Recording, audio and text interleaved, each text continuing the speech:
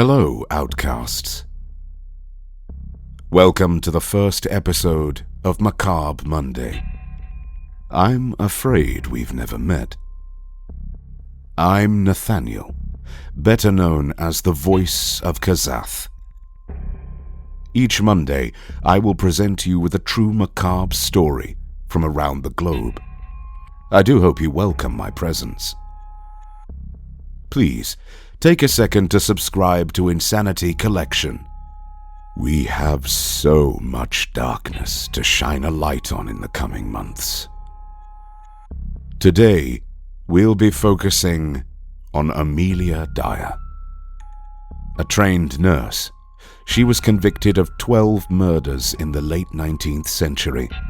However, she is believed to have a true body count of an astonishing 400.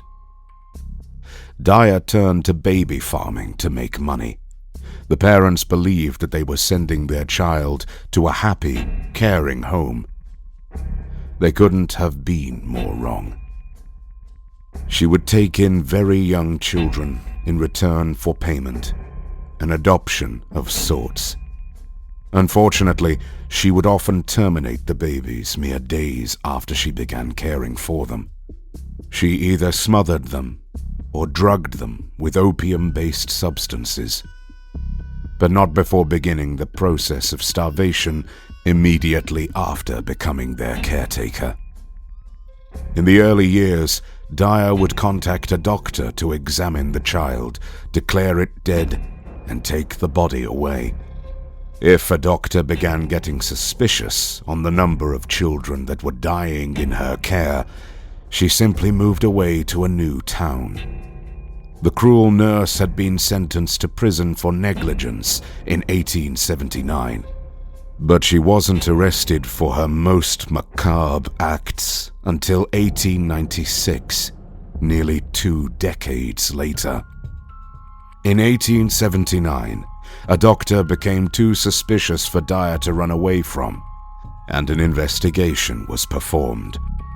After being convicted of negligence and serving a few months in jail, she returned to baby farming.